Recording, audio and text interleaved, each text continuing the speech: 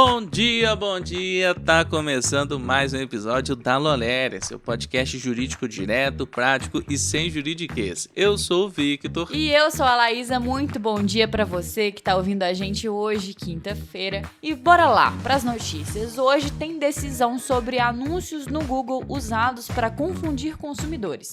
E também tem PF voltando a prender um lobista por suspeita de fraude na domiciliar. Tem ainda o ministro Luiz Marinho defendendo a revisão dos 6x1 e a redução do teto semanal. E o STJ afastando a exigência de comprovante de uso para excluir incentivos de ICMS do IRPJ e da CSLL. E para fechar, o STJ manteve a prisão preventiva no caso do Porsche, citando o risco de interferência em testemunhas e reiteração delitiva. E antes eu quero ler o comentário aqui da Bela. Ela falou assim: bom dia, batendo meu ponto. Tenho a impressão de que a tendência é cada vez mais casos sobre direito digital, por conta da expansão tecnológica. Enfim, muito bom episódio. Muito obrigada pelo seu comentário, Bela. Inclusive hoje a gente tem direito digital no episódio. Então já sabem, peguem um café, coloquem um fone e bora juntos entender como essas decisões estão mudando o direito no Brasil.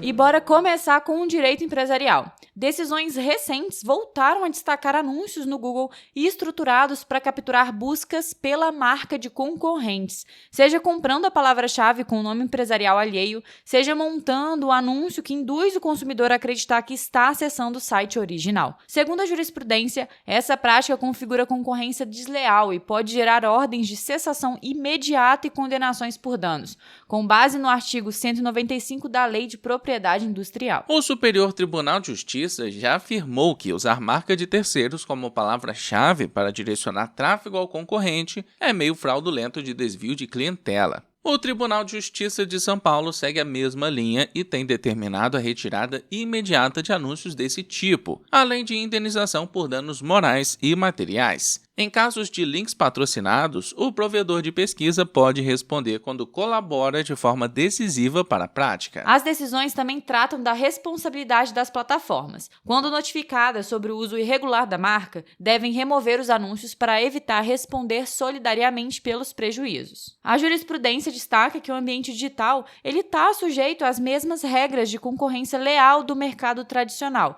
e empresas que usam campanhas para confundir o consumidor ou pegar carona na reputação alheia se expõem a sanções, multas e obrigações de retirar imediatamente o conteúdo. Advogado, agora vem cá, sabe aquele cliente que ele te liga ali 9 da noite já, falando para você: doutor, preciso dessa contestação para amanhã. Você respira fundo e diz: claro! E já sabe que lá se vai à noite. Pizza fria, café requentado no outro dia e o desespero do prazo batendo na porta. Mas com a dona, Laís, essa história muda. Você descreve o caso como se estivesse contando pro colega no corredor do fórum. Aí você pode jantar tranquilo e quando voltar, a contestação vai estar pronta, formatada, argumentada e impecável. Pro cliente parece mágica. Na verdade, é dona. Clica no link que tá na descrição desse episódio. Use o cupom LAW50, LAW50, para garantir 50% off exclusivo para leitores e ouvintes da Loléria. E bora voltar com as nossas notícias com direito penal. A Polícia Federal cumpriu nova prisão preventiva contra o lobista Anderson de Oliveira Gonçalves, investigado por participar de um esquema de vendas de decisões judiciais envolvendo gabinetes do Superior Tribunal de Justiça. A ordem foi determinada pelo ministro Cristiano Zanin, do Supremo Tribunal Federal, após surgirem indícios de fraude no cumprimento da prisão domiciliar que havia sido concedida por motivos de saúde. De acordo com a decisão, medidas cautelares como a prisão domiciliar devem ser adequadas e suficientes para proteger a investigação e a ordem pública. Quando surgem elementos de descumprimento ou sinais de simulação para manter o benefício, o juiz pode revogar a medida alternativa e restabelecer a prisão preventiva, com base nos artigos 282 e 312 do Código de Processo Penal. O processo aponta inconsistências na execução da domiciliar, que comprometeram a confiança que havia justificado a flexibilização. O caso ocorre no contexto da Operação Cisâmenes, que apura organização criminosa, corrupção, exploração de prestígio e fraude processual relacionadas à venda de decisões judiciais. Anderson havia obtido prisão domiciliar em julho de 2025 por quadro clínico agravado, mas informações levadas aos autos indicaram possíveis simulações e irregularidades no cumprimento da medida, motivando o restabelecimento da prisão preventiva. A decisão não antecipa culpa e segue sujeita a controle judicial permanente, inclusive por meio de habeas corpus. E agora fica a questão: como o juiz avalia a adequação e a suficiência de uma medida cautelar, como a prisão domiciliar, por exemplo, para proteger a investigação e a ordem pública? E quais são os limites e possibilidades de controle judicial via habeas corpus quando há restabelecimento da prisão preventiva por suspeita de simulação médica? Quem responde é Vitor Pereira Pacheco, advogado criminalista, professor de Direito Penal e mestre pela UFPR. Em relação à prisão do lobista Anderson de Oliveira Gonçalves, determinada pelo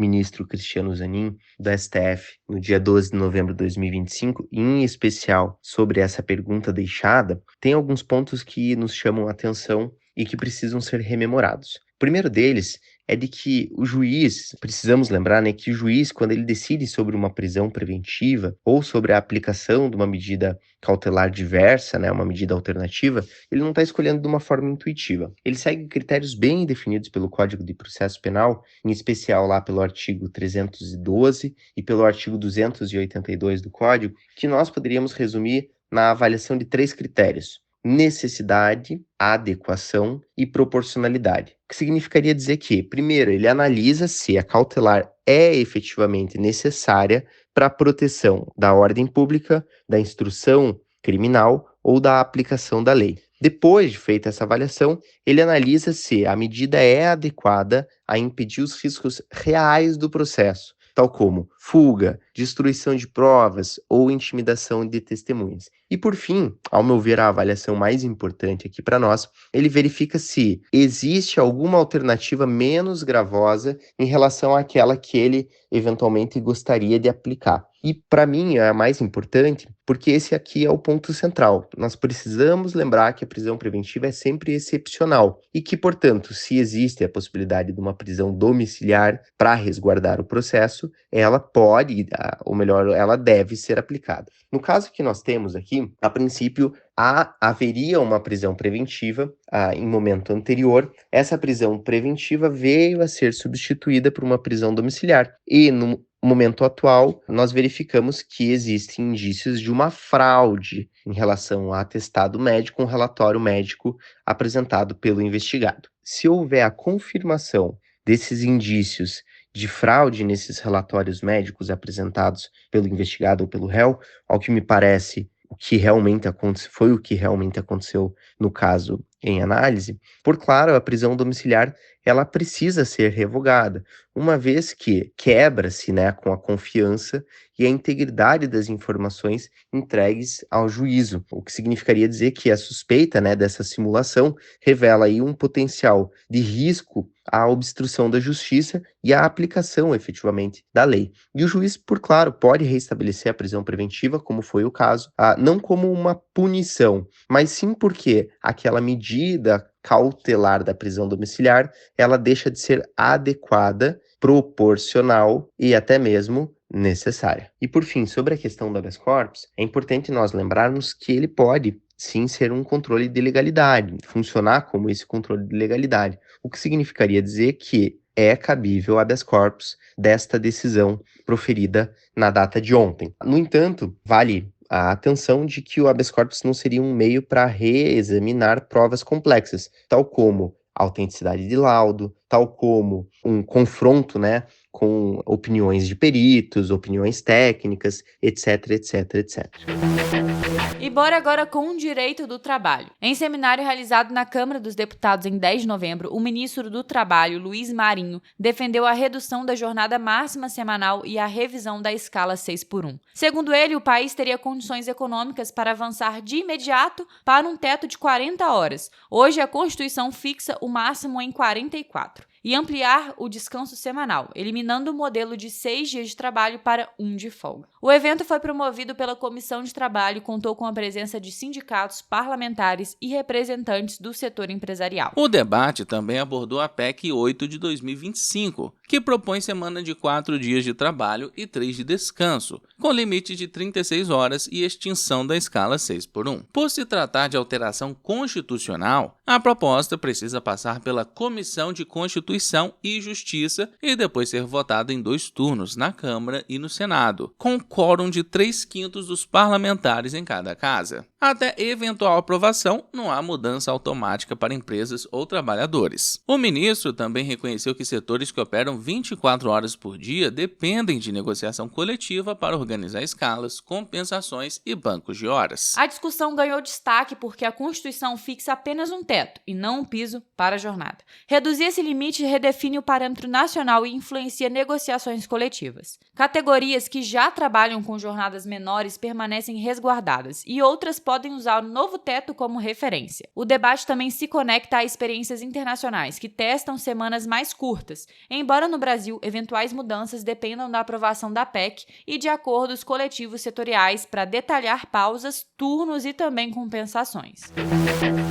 Bora falar de direito tributário. O Superior Tribunal de Justiça reafirmou que o contribuinte não precisa comprovar previamente a destinação ou uso do incentivo fiscal de ICMS para excluí-lo da base de cálculo do IRPJ e da CSLL. Segundo o tribunal, a exclusão é válida desde que sejam cumpridos os requisitos legais aplicáveis às subvenções de investimento, previstos no artigo 10 da LC 160 de 2017 e no artigo 30 da Lei nº 12.973 de 2014. O entendimento decorre do tema 1182 dos recursos repetitivos, que também estabelece que a Receita Federal pode verificar posteriormente eventual desvio de finalidade, caso haja indícios. A decisão afasta a prática de exigir relatórios prévios ou dossiês detalhados que comprovem onde o incentivo foi aplicado. O STJ reforçou que a regularidade é verificada a partir da própria legislação e da contabilidade, cabendo ao fisco analisar a destinação apenas se houver elementos concretos que indiquem mau uso do benefício. O tribunal também ressalvou que os incentivos de ICMS não se confundem com o crédito presumido, que segue regime próprio, conforme o recurso especial 1.517.492. Do ponto de vista prático, o entendimento traz maior segurança jurídica para as empresas que recebem incentivos estaduais, reduzindo burocracias e padronizando os critérios para a exclusão tributária. Agora, para fins de fiscalização, o contribuinte deve manter documentação contábil organizada,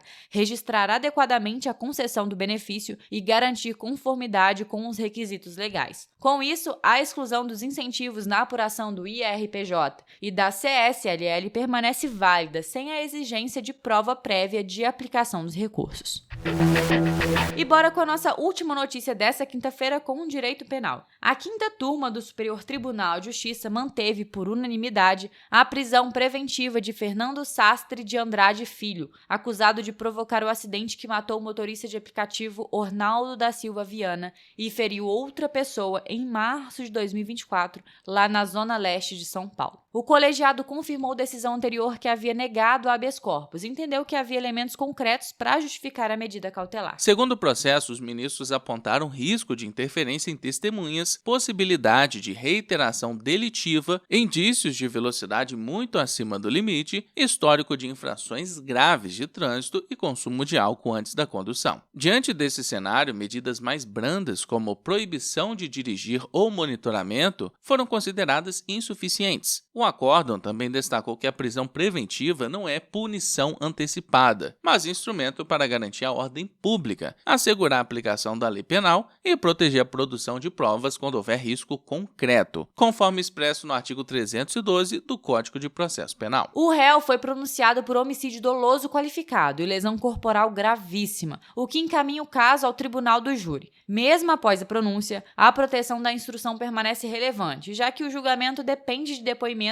e de mais atos até a sessão do júri. O STJ reforçou que a prisão pode ser reavaliada a qualquer momento se houver mudança no quadro fático jurídico e que o mérito, culpa ou inocência será definido pelos jurados, sem se confundir com a análise cautelar feita agora.